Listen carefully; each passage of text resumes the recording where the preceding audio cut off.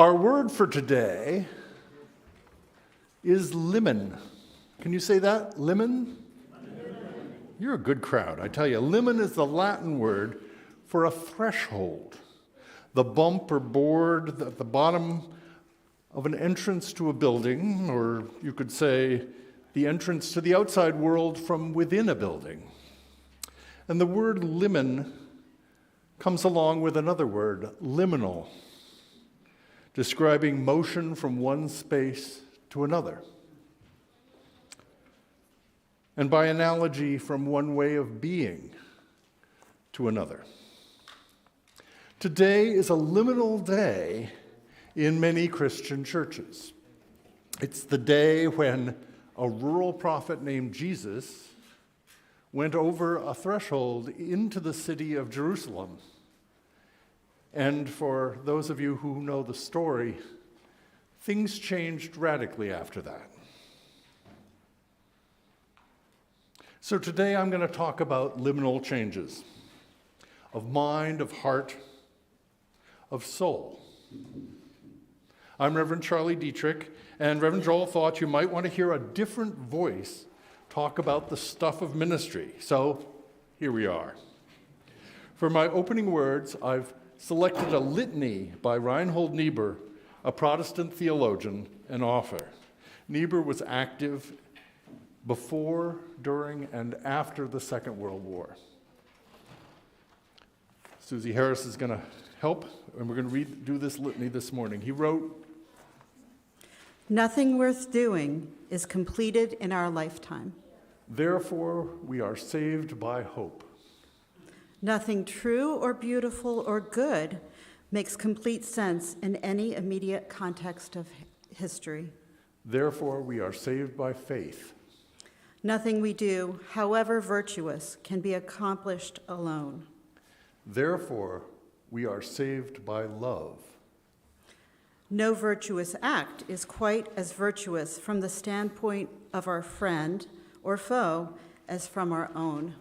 Therefore, we are saved by the final form of love, which is forgiveness."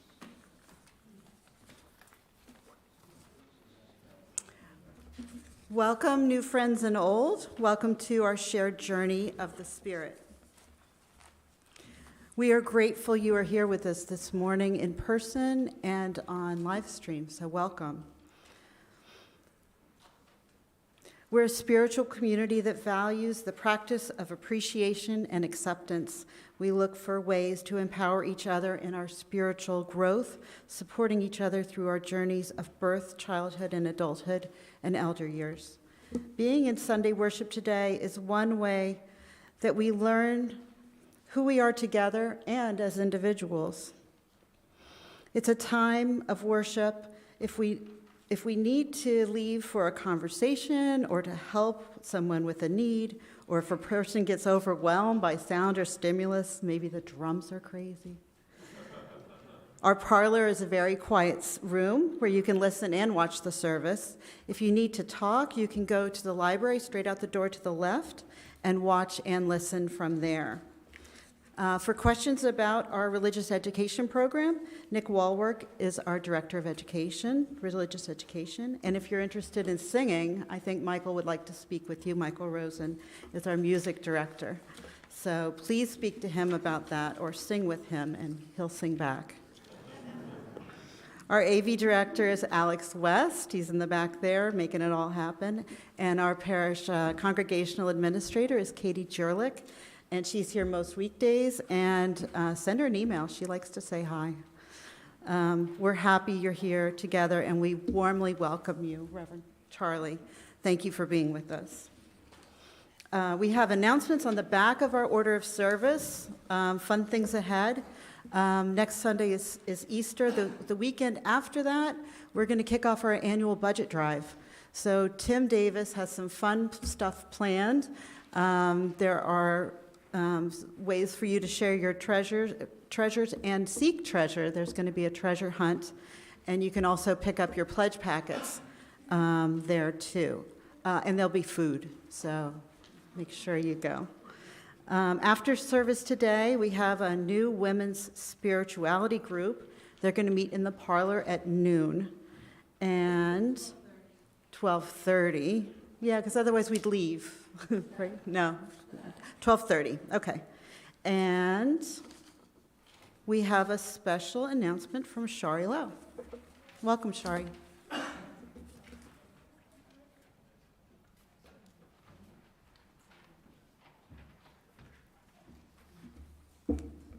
Good morning, everybody.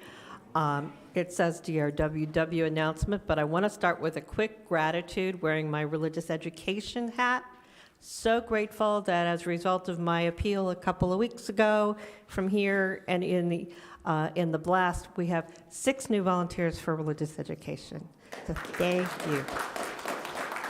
Switching hats, I have yet another gratitude. When we did our update on March 3rd on the building projects, we were thrilled to be able to announce that having $4.8 million to raise, we were down to needing only another $110,000 to finish the building with a mortgage and $510,000 to completely pay in cash. I'm happy to announce today we have reached the milestone of needing only $100,000 since March 3rd, pay attention, to pay for the building and still have a mortgage, and $500,000 to just do everything in cash. And I'm just doing the math for you. All we got to do is what we did the last couple weeks 10 more times.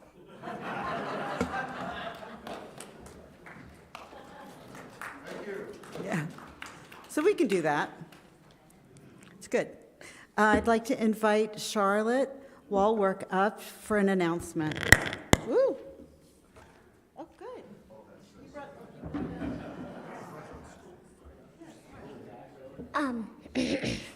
On Saturday, April 20th, we are hosting from 3 to 5 p.m. We are hosting a 100% kid-run talent show, but people of all ages are encouraged to sign up in either the sheet in the Great Hall or in the weekly email.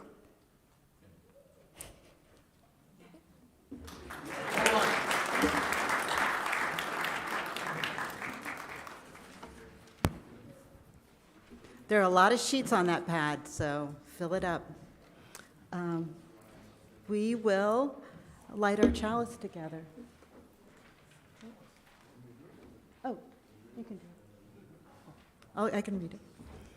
The words are up on our board. Love is the spirit of this fellowship, and service is its law. This is our great covenant, to dwell together in peace, to seek the truth in love, and to help one another.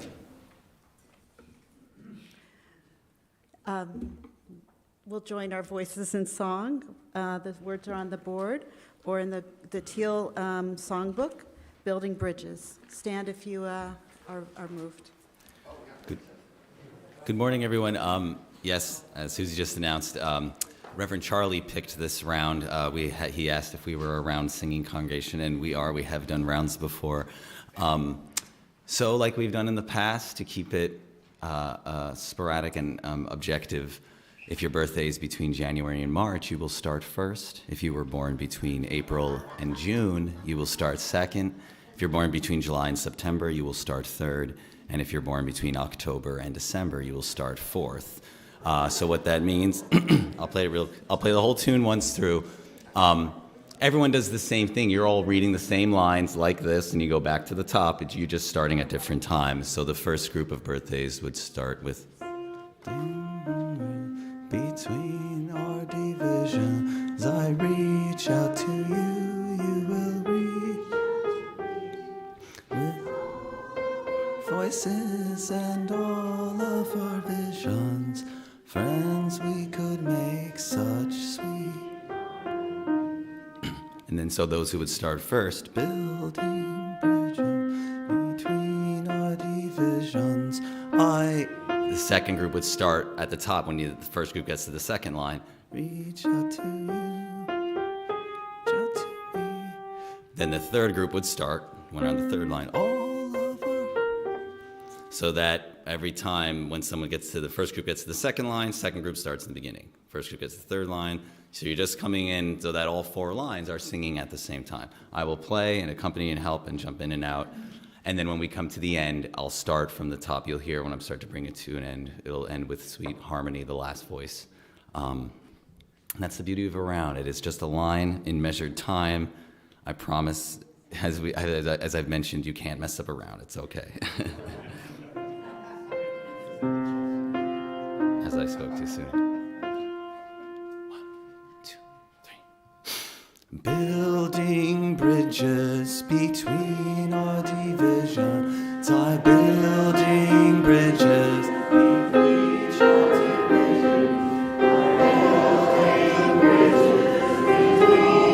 divisions. I'm building bridges between our divisions. I'm building bridges between our divisions. I'm building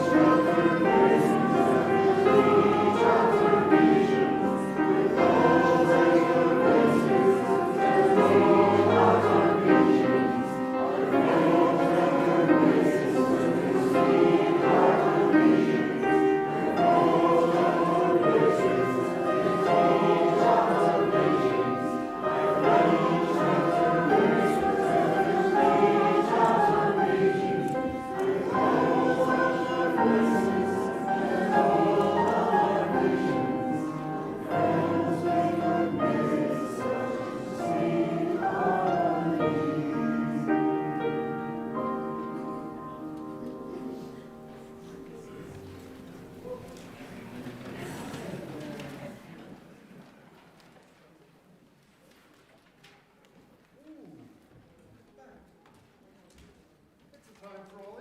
How did that happen?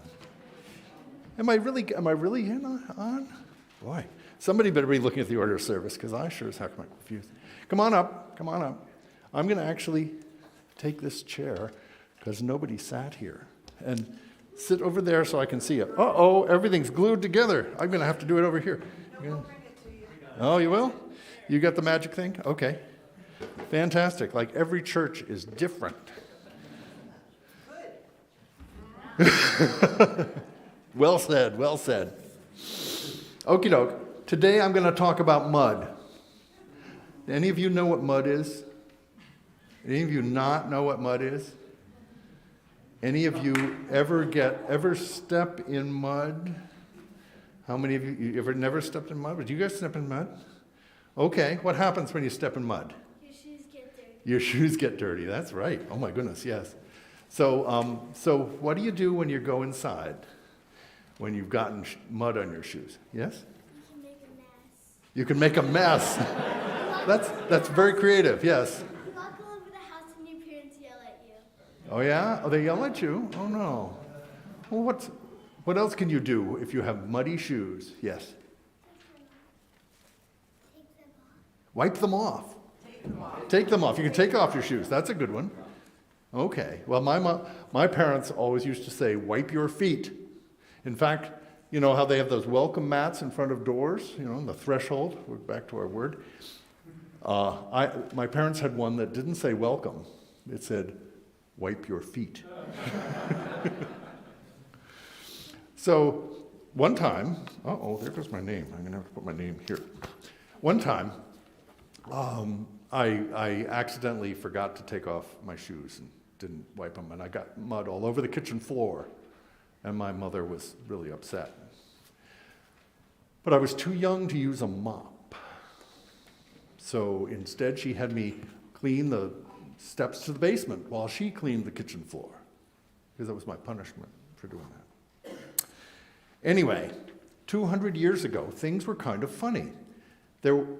All the roads were made of dirt, which meant when it rained, like yesterday, what were the roads made of? Mud. That's it. Everything was mud everywhere. And so the story is about a minister from 200 years ago, a guy named Hosea Ballou, who decided to dedicate his life to telling people about Universalism. And he would go from town to town, stay in the local inn, and then he'd go out and talk to people every day. And then he'd preach probably on Sunday.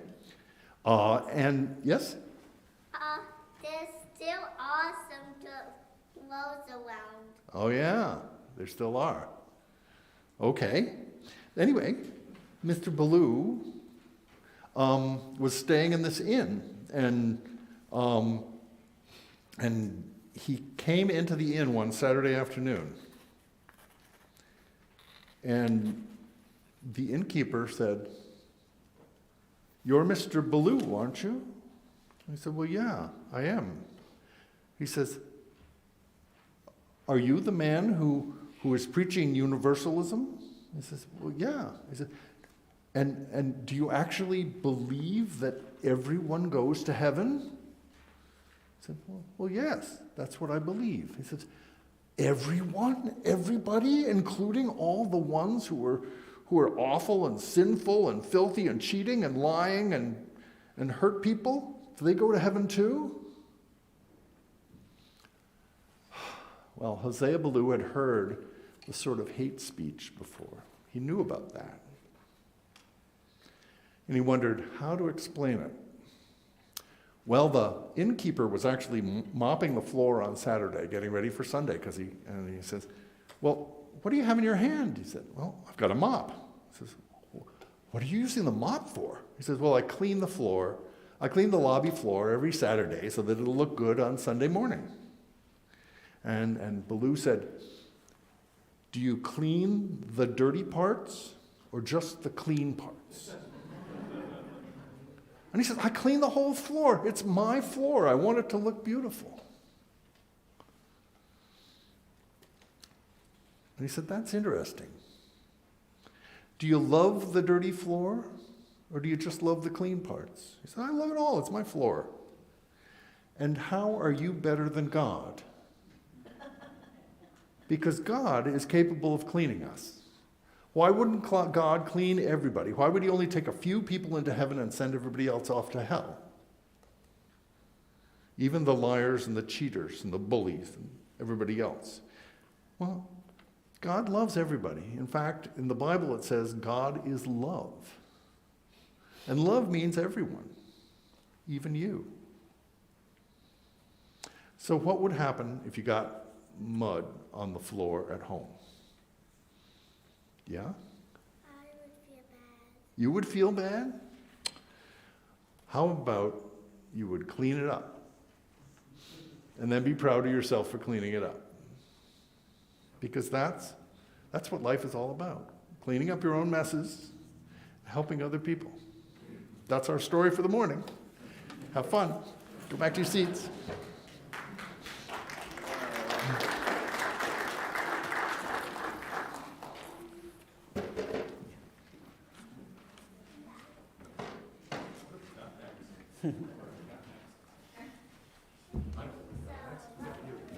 We do milestones and passages.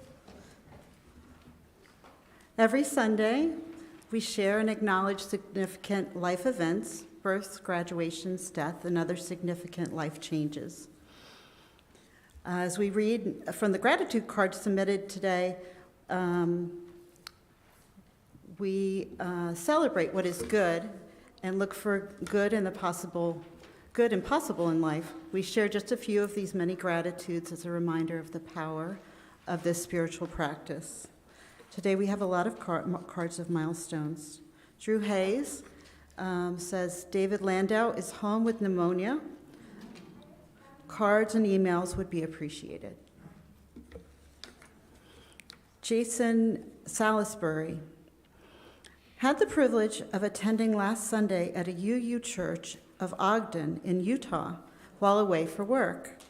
It's always great to meet other UUs and learn how others go about practicing their spiritual journey. Gratitude of remembrance for our delightful and departed Jim Burchell,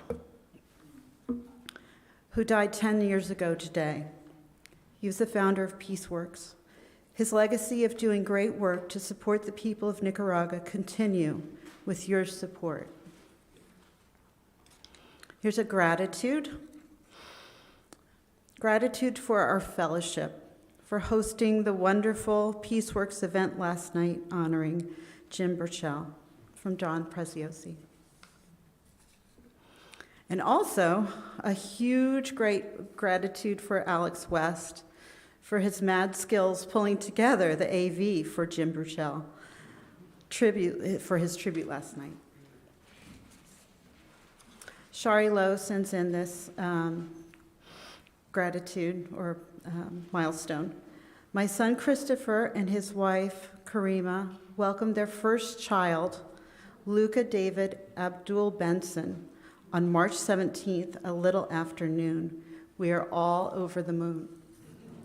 Congratulations. From Alex DV, Levi is turning 7 this Wednesday. Happy birthday, Levi. Okay.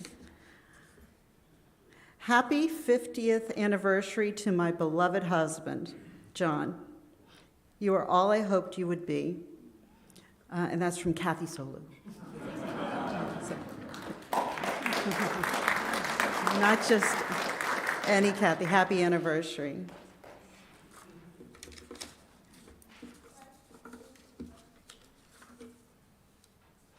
Not all of the milestones or passages we have experienced will be shared aloud this morning, but we remember in this moment that we are not alone.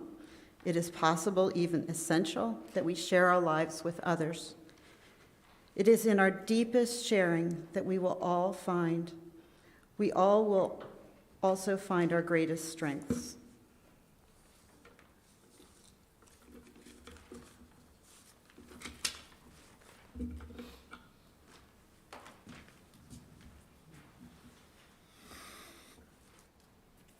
Wow. Births, deaths, anniversaries, birthdays, memories. That's the central part of our service this morning. For our time of meditation, I've selected part of a meditation by Unitarian Universalist minister Barbara Hamilton Hallway. Barbara invites us in. She says, Let there be a quiet time among us, spirit of life in us and around us. Here is our chance once again to live like we wish the world would live. Here is our chance once again to live like we wish the world would live. May we find within ourselves the courage to be who we are. May we know when it is time to listen and when it is time to speak. May we trust ourselves to be the ones to find the words which need to be said, and to do what needs to be done. May we know that although we cannot change some of what life gives us, we can choose how we deal with what we are given. You're going to hear that line again. May we know that although we cannot change some of what life gives us, we can choose how we deal with what we are given. And then here's an early prayer by Reinhold Niebuhr again. It's evolved into what's called the Serenity Prayer, but his earlier form said, God, give us grace to accept with serenity things that cannot be changed, courage to change the things that should be changed, and the wisdom to distinguish the one from the other. May we enter into a brief time of silence.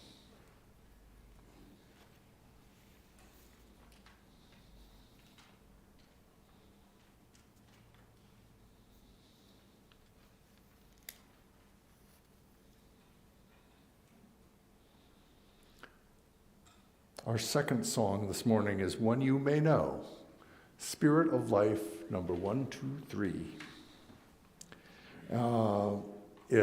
Stay seated while we sing it. I think we're going to sing it through twice in a little while. I was surprised to learn that Carolyn McDade wrote it not in celebration, not in solidarity, but in desperation. As she told Kimberly French of UU World magazine back in 2007, it was not written, but prayed. McDade had a long career in compassionate causes. As a child during World War II, she became a peace activist. She had worked for economic justice, environmental protection, and the rights of women migrant workers, prisoners, refugees, and lesbians. She said, I call myself a woman of faith, seeking with others to touch what matters. In the 1980s, McDade became a leader of a movement to oppose U.S. policies in Central America, particularly Nicaragua, El Salvador, and Guatemala. After a particularly frustrating meeting, she told a friend, I feel like a piece of dried cardboard that is laid in the attic for too many years. Just open wide the door and I'll be dust. She said, I was tired, not with my community, but with the world. McDade remembers that she got home, and as she describes it, I walked through my house in the dark, found my piano, and that was my prayer. May I not give up. May I not drop out. It was not written, but prayed. I knew that more than anything, I wanted to continue in faith with the movement. So this morning, when we sing McDade's prayer, Spirit of Life, perhaps you could consider what it means to you and what it might mean to those near you as well. Please stay seated as we sing hymn number 123, Spirit of Life. We'll sing this verse through twice.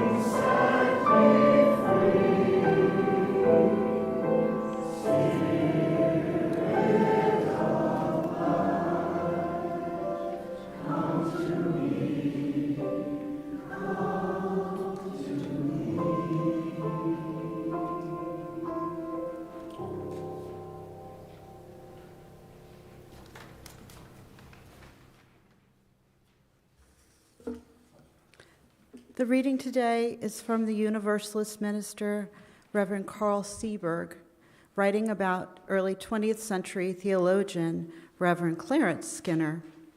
Seberg wrote, "What Clarence Russell Skinner was doing for his time and challenging us to do for our time is to continually reshape the church that we inherit, whether as ministers or as lay people, so that they can face up to the new challenges and opportunities of the days that lie ahead.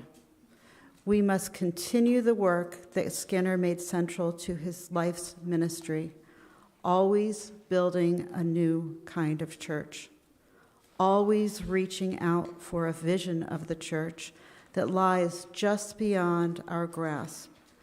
But with hard, dedicated work, we can conjure into being." Today, our offering will be split 50-50 with Peaceworks as they honor the life of Jim Burchell on the 10th anniversary of his death. You can text to give. The number should be up on the screen, 73256, with the keyword MUUF, followed by a dollar amount sign. You can also give online. Thank you for your generosity.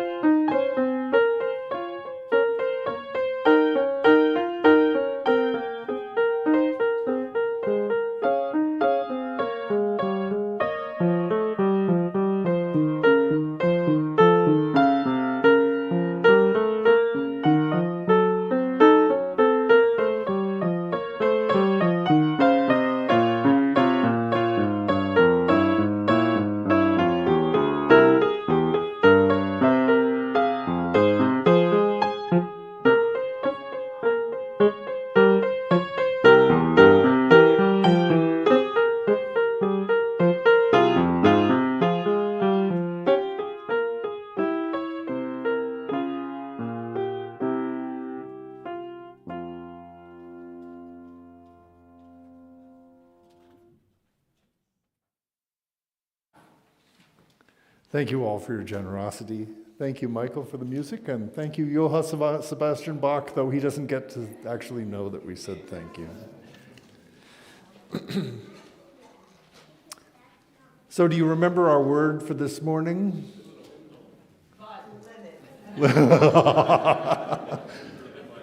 Lemon. They're all good. They're all good. In Roman times, a lemon was a barrier at the bottom of a door. It might exist to keep rats and cold air out, or to keep people from going in and out so easily. This church has a lot of liminal things going on. I don't know whether you've noticed that. Can you name some of the liminal things that are happening? You're pointing. The building, oh yes. Oh, I didn't look out the window yet. There we go.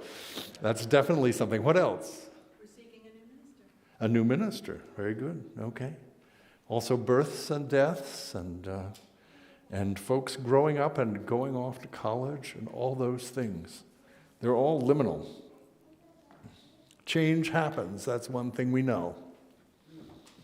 As Barbara Hamilton Hallway wrote, may we know that although we cannot change some of what life gives us, we can choose how we deal with what we are given. Now, I've been a Unitarian all my life, and a Unitarian Universalist since 1961. All through my childhood, I attended a Unitarian church. In the service, we would recite the Lord's Prayer. You just have to do your chalice lighting thing, but we had to do the Lord's Prayer, and then we did our statement of belief. I'm glad that I memorized the Lord's Prayer part, by the way, because to become a minister, you have to work in a hospital for a year, and there are a lot of people for whom the Lord's Prayer is maybe the last prayer they ever hear. And it's wonderful to be able to not have to flip pages. But the statement of belief was a different matter. It went like this: we believe in the fatherhood of God, the brotherhood of man, the leadership of Jesus, salvation by character, and the progress of mankind onward and upward forever.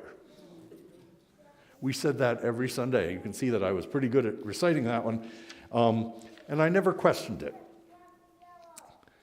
The year I entered high school, we got a new minister. The one who'd been there for 20 years retired, and a new minister came in. One Sunday, perhaps his first Sunday, I'm not sure, the order of service changed just a bit. There was no Lord's Prayer. There was no fatherhood of God. Looking back, I can see that fatherhood of God had 3 problems to it. There was fatherhood, there was God, and there was of. Brotherhood of man could easily have been transformed a little bit, perhaps to knowledge that all persons on earth are our relatives. Salvation by character, that the good people go to heaven. Well, that was part of the Puritan doctrine that was common in New England, and when Hosea Ballou came around, he said, no, that's not true. It's not salvation by character. It's salvation of everybody. So becoming Unitarian Universalist, we had to get rid of that one for sure.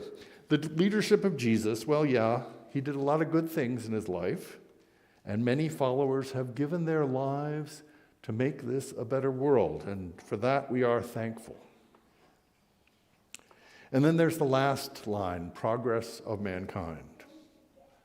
I'll talk about that a little later. With the new minister, the 100-year-old microaggressions against neo-pagans, Jews, women, humanists were removed, and who we were suddenly got bigger.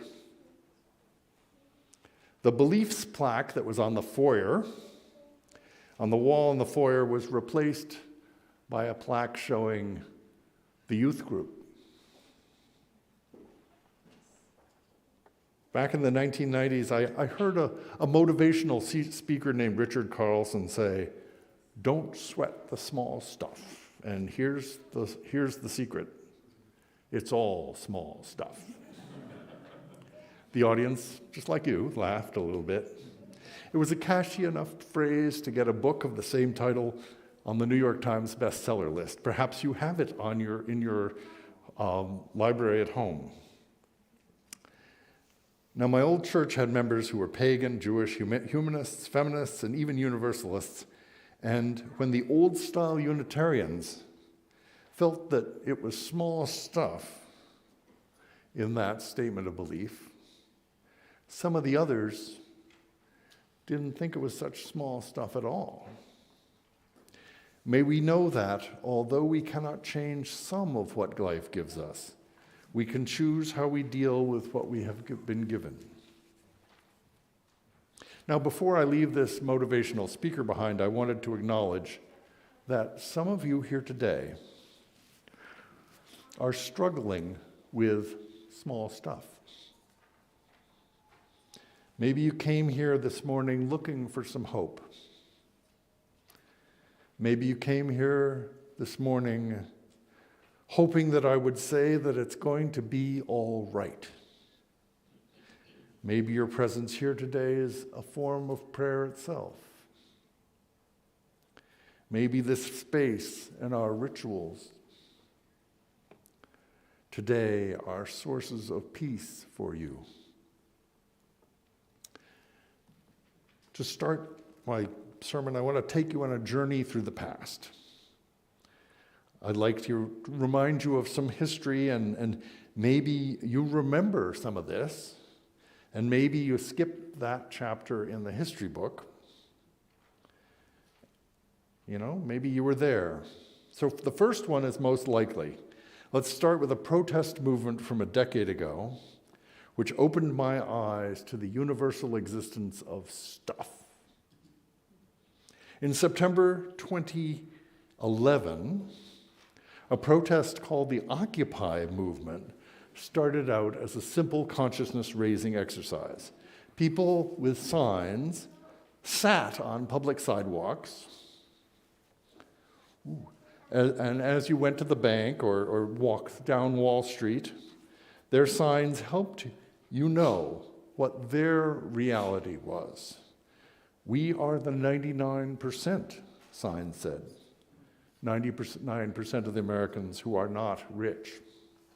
The signs were sometimes 10 lines long, and they spoke about their debt, families in crisis, health care costs. In the purest form, the Occupy movement was just an invitation to be visible, to look at each other, to see the stuff that had been stuffed under the surface for so long. As one letter writer to the New York Times wrote, "It's not the Occupy movement's job to advance a specific agenda. Its job is to make people wake up to the inequities of American society today. And its job is to inspire us to do something about it." I would say the participants are doing a heck of a job, she wrote. Now, this sermon could go on in this vein, a sort of a golden protest way. That's what one comedian called it. Instead, I want to talk about what to do when there's nothing to do. And I'm the sort of minister who talks about the future by talking about the past. I tend to use stories of where we came from to focus on where we're going. I have two old stories. They're both from the early part of the 20th century, the last century. I'm still getting used to saying that. Oddly, they both have to do with the Netherlands, a small country on the North Sea, northwest of Germany, where the Rhine River Delta is.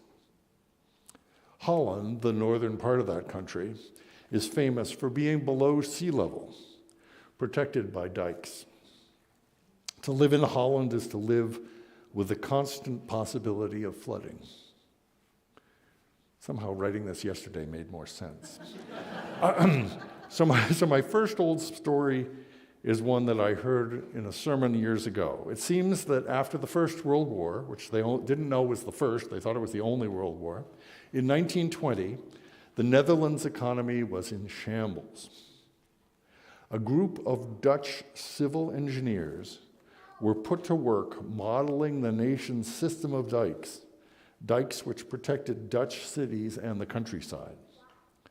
With their new mathematical modeling techniques, their report said that a large storm in the North Sea would inundate much of the country, and tens of thousands of Dutch people would die.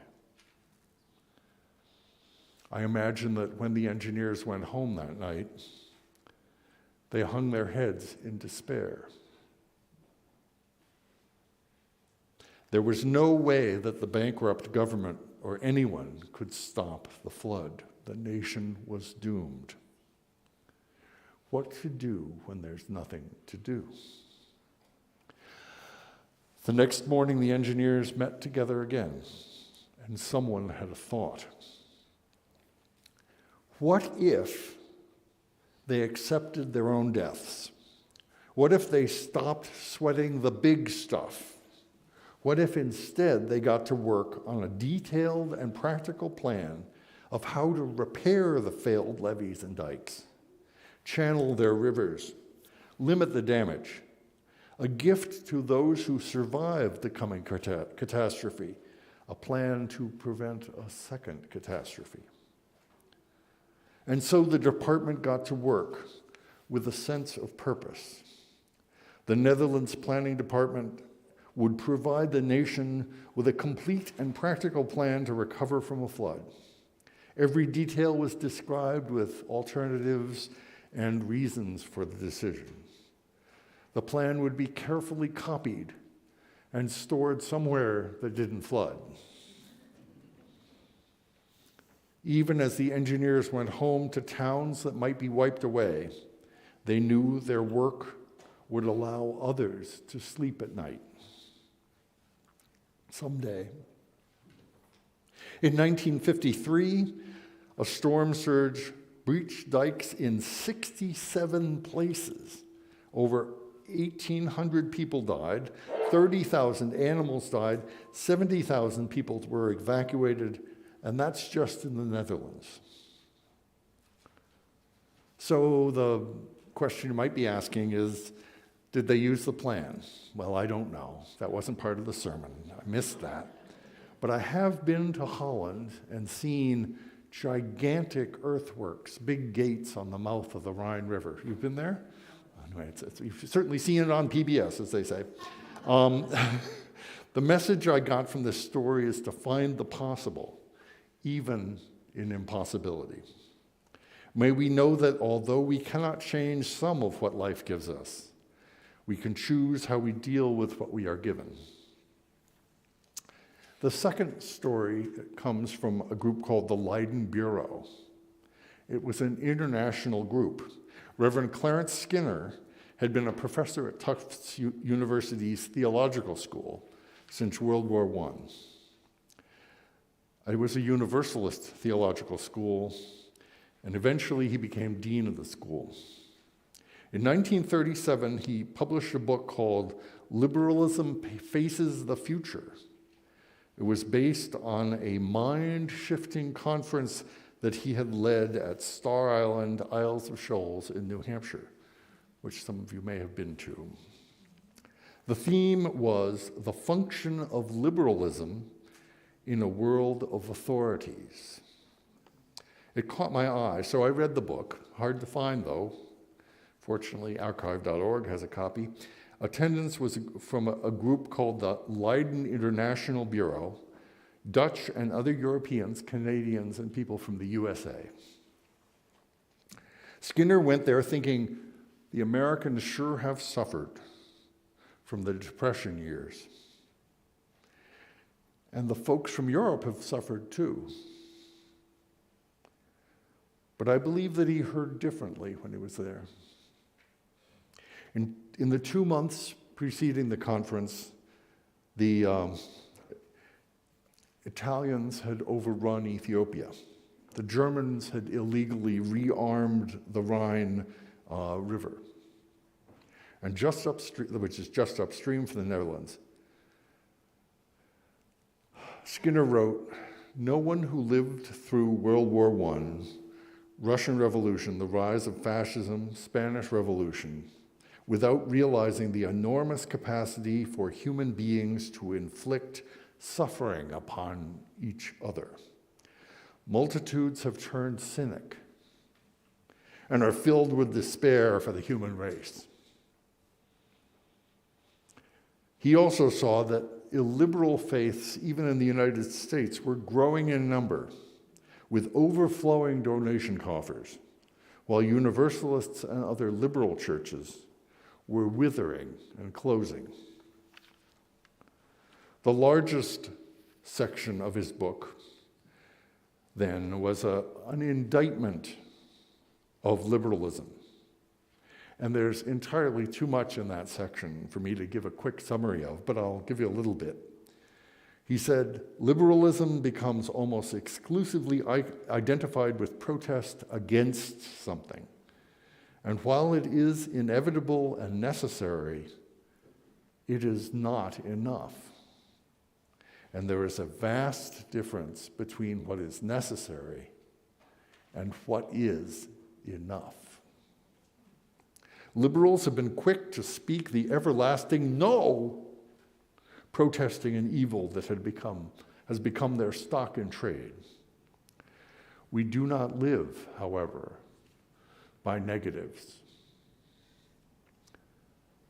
They are neither bread for the body nor food for the soul. Liberals must bring forth plans which are constructive and workable. A later part of the book has pages of lists of areas that need constructive solution, much like the hundreds of signs that were in the Occupy movement. It seemed overwhelming. This past week, I watched an interview on MSNBC with former New Jersey Senator Bill Bradley. Anybody happen to catch that? One, two, a couple of three. Okay, I'm going to give you a line from that, the basketball part. He actually has a film, I guess, on Max that you can watch that probably has a lot more basketball in it. But the MSNBC interviewer brought up a quote that Bradley had said years ago, back when he was in the Senate. He said, "I'm in the optimism business. I can't afford to see only the dark side of things."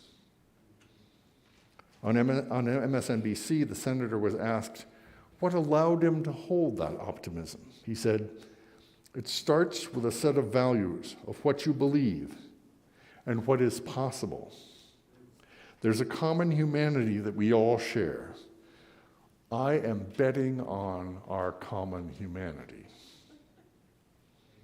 What a beautiful summation. I share Bill Bradley's optimism. I believe that the stuff of ministry is the stuff of optimism, always encouraging one more step into the future. The business of ministry is the business of inspiring the possible. And because of that, I still believe in those words on the plaque in my old church foyer, where it almost says, "The progress of humankind, onward and upward forever." I see this not as trite, not as an assured outcome. I see this as potential, as a goal to be faithfully worked toward the progress of humankind, onward and upward forever. In 1937, with Hitler gaining power every day, Clarence Skinner could not be so optimistic about the near term. The liberals of Leiden might well be executed or drowned. He could only say in his book, if the future is to yield the best that life has to give, we must face it with the creative power which springs from faith, faith that the best is possible. Faith is the essential soundness, faith in the essential soundness of human nature. So, what will you do for the future? Will it be a no or a yes? Will it inspire or compel? You're on the threshold of tomorrow, and our faith calls us all together to do the realistic work that can be done. Amen.